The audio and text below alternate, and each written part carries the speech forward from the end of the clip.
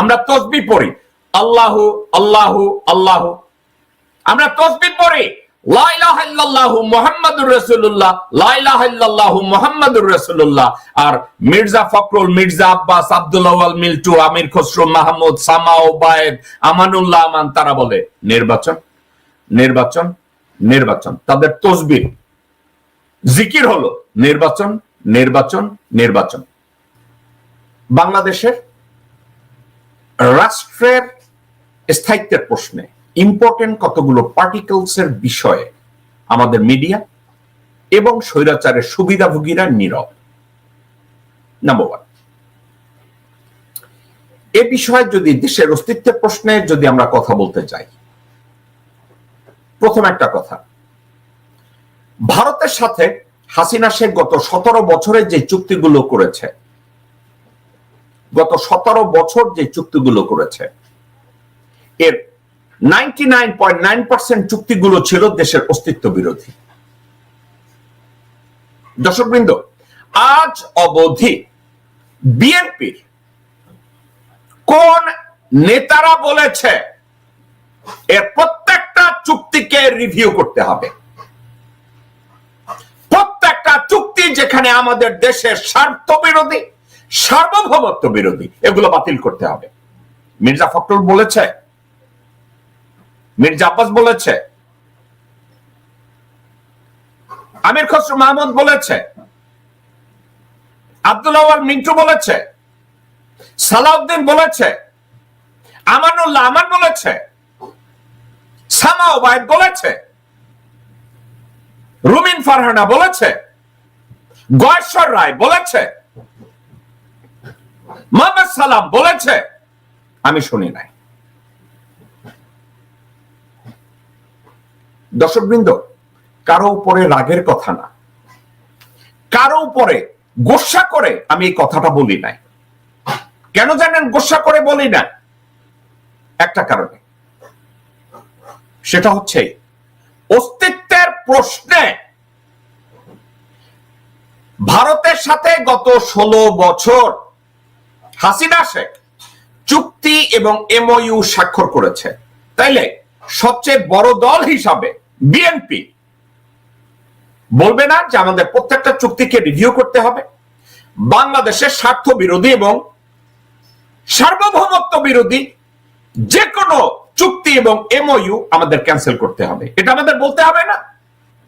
দর্শকবৃন্দ, বিএনপি এটা নিয়ে কেউ বলে নাই, কিন্তু একজনে একটা কথা বলেছে, শুনুন কি বলেছে। আমরা তো ভারতীয়, ভারত কি বলেছে?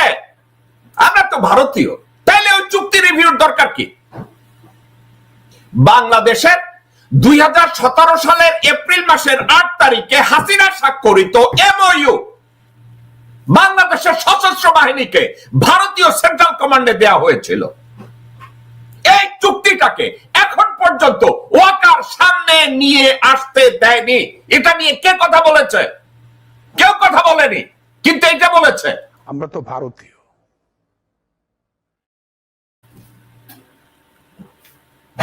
বিএনপি বলেছে। এই ফজলুর রহমানকে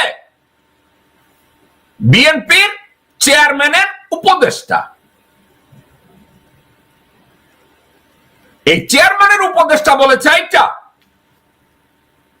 কিন্তু মির্জা ফখরুল একবারের জন্য বলেছে এই চুক্তিগুলোকে আমাদেরকে রিভিউ করতে হবে, এই চুক্তিগুলো জনসমক্ষে প্রকাশ করা হোক, এই চুক্তিগুলো নিয়ে আলোচনা হোক, এই চুক্তিগুলো নিয়ে সরকারের সাথে আমরা একটা মিটিং করব। কিন্তু তারা একটা কথা বলেছে, নির্বাচন নির্বাচন নির্বাচন। অর্থাৎ কি, ওই চুক্তিগুলোকে অ্যাক্টিভ রেখে বিএনপি নির্বাচন চায়। কেন নির্বাচন চায়? নির্বাচন চাইলে একটা চুক্তিকেও তারা ক্যান্সেল করবে না, প্রত্যেকটা চুক্তিকে তারা কার্যকর রাখবে।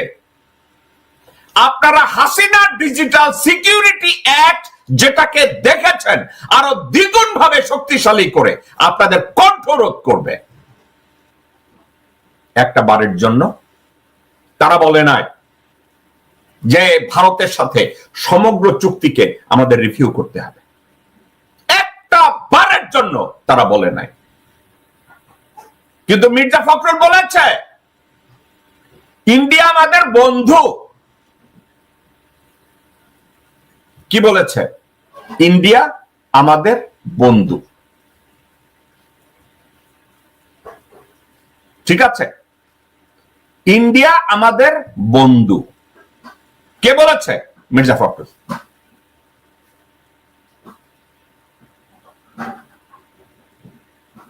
এখন বিএনপি বলে নাই, আমি বুঝলাম। মিডিয়া এরা সুবিধাভোগীরা টকশোতে যায়, সুবিধাভোগীরা বক্তৃতা দেয়, সুবিধাভোগীরা ওয়াকারের সহযোগিতা নিয়ে সরকারেও ঢুকে, অ্যাম্বাসেডরও হয়।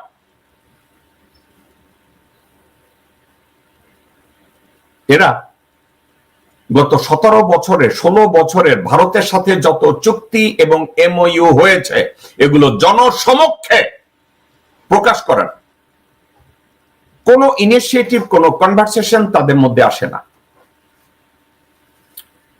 এটা নিয়ে তারা কথা বলবে না, এটা নিয়ে কথা বলার দরকার নেই। অর্থাৎ প্রত্যেকটা চুক্তিজীবী, বুদ্ধিজীবী, দালালজীবী, ভারতজীবী, এদের মুখে এনাফ কলা ঢুকানো হয়েছে, এনাফ সম্পদ ঢুকানো হয়েছে। মির্জা আব্বাস এনাফ চান্দা খেয়েছে। মির্জা ফখরুল তার বউয়ের ভাইকে দিয়ে, যাদের বাড়ি ইন্ডিয়া, তাকে দিয়ে এবং তার আপন ভাইকে দিয়ে অনেক চাঁদা তুলেছে। এগুলো নিয়ে তাদের কথা বলার দরকার নাই। ভারত বাংলাদেশের যে ট্রান্সশিপমেন্ট করিডোর দিত, তাদের যে এয়ারপোর্ট ব্যবহার করতে দিত, স্থলপথ ব্যবহার করতে দিত, এটা বন্ধ করেছে। এটা নিয়ে মির্জা ফখরুলের কোনো বক্তব্য শুনেছেন? এটা নিয়ে মির্জা আব্বাসের কোনো বক্তব্য শুনেছেন? এটা নিয়ে বিএনপির কোনো কথা শুনেছেন আপনারা? নো। এখন ভারত বিকাম বিএনপির আব্বাজান। হাসিনার মনিব ছিল ভারত, এখন বিএনপির আব্বাজান হলো ভারত। আব্বাজানের বিরুদ্ধে কোনো কথা বলা যাবে না। যদি কথা বলা না যায়, তারা তো একটা, তাদের স্লোগান একটা, আমরা তসবিহ পড়ি আল্লাহু আল্লাহু আল্লাহু, আমরা তসবিহ পড়ি লা ইলাহা ইল্লাল্লাহু মুহাম্মাদুর রাসূলুল্লাহ, লা ইলাহা ইল্লাল্লাহু মুহাম্মাদুর রাসূলুল্লাহ। আর মির্জা ফখরুল, মির্জা আব্বাস, আব্দুল আওয়াল মিল্টু, আমির খসরু মাহমুদ, সামাও বায়েব, আমানুল্লাহ আমান, তারা বলে নির্বাচন নির্বাচন নির্বাচন। তাদের তসবিহ জিকির হলো নির্বাচন নির্বাচন নির্বাচন। কারা রইল বোকাপাট, কারা রইল বোকাপাট, ভেঙে ফেল রেল পাট, রক্ত জমাট শিকল পুজোর ভাষণ বেদি। ওরে ও তরুণ নিশান, ওরে ও তরুণ নিশান, বাজে তোর গলায় বিশাল ধ্বংস নিশান, প্রাচীর প্রাচীর ভেদি। কারা